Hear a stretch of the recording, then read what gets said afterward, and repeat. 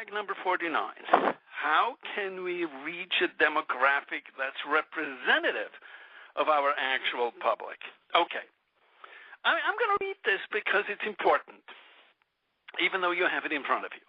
Okay, we think we know what you're getting at when you ask us this question, because let me tell you that we hear this question again and again and again. How can we reach a demographic that's representative of our public? What I think is going on when people ask us this question, public sector professionals, is usually here's the situation. You and your colleagues are tackling a problem. You're trying to prevent a problem, solve a problem, take advantage of some opportunity. You have some planning effort that's designed to tackle a problem. You're exploring what all can be done to solve it. You're trying to develop a full range of feasible alternative solutions. And because your plan will affect a lot of people in different ways, you have a public involvement program. You would like to get input from potentially affected interests, from stakeholders, people whose life you may be touching. Input that might allow you to design a more responsive solution, a more responsive plan. But what if? What if the people who actually get involved and from whom you get input are the same few people again and again? People who clearly do not really represent the public at large that you're impacting. I think it's that frustrating experience that has many of you posed the question, how can we reach a demographic, a population that's representative of our actual public? You notice I've come up with 4 chapters. Chapter 1, the problem as perceived, as experienced by you.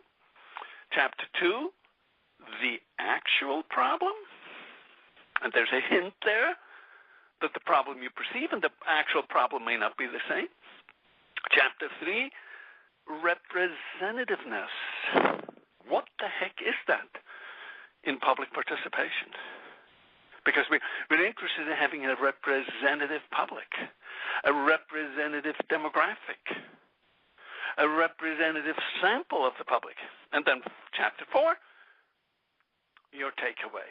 What can you take away from today's session?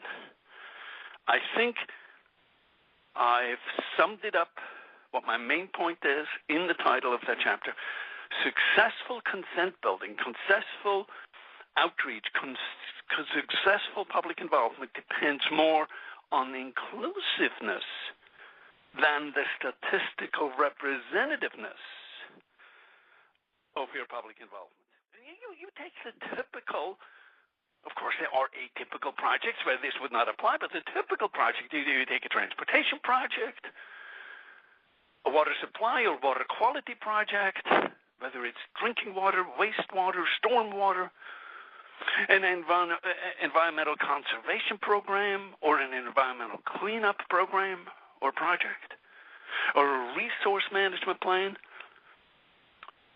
In these kind of things, the number of people whom you actually manage to involve, and I don't care what your involvement program is, tends to be tiny numbers. Sometimes a minute percentage of what the real public.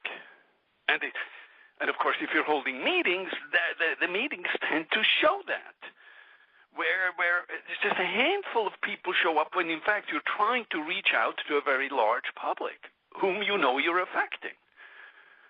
It's not unusual that you have more staff at one of these meetings than the public, and you wind up eating all the donuts yourself. Well, what are the reasons for this? Well, there are many, many, many reasons.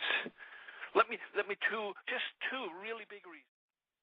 Second point on your outline, that tiny public you manage to involve, it has a highly skewed sample.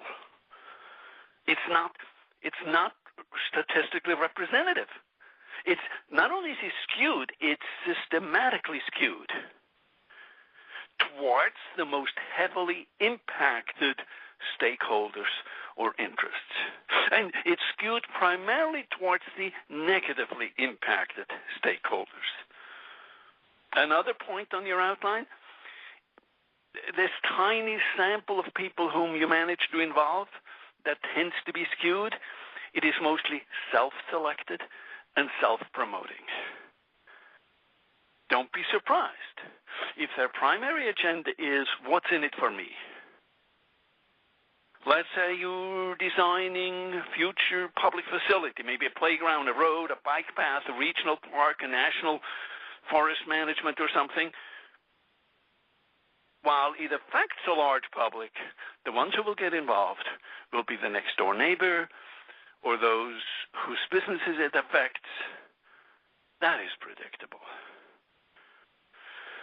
Another major point on your outline, a subset of this small self-selected, self-promoting sample of the public has lobbying tools that are not available to the public at large. See, a lot of these interests, they have connections. They know who's who. They know whom to reach, and they may be on a first-name basis with them. And as a result, they have influence, even power. Next point on your outline. With that kind of public involvement, the question obviously arises, who speak for the rest of the public at large? And we're right back to the basic question that today's Brownbag answers.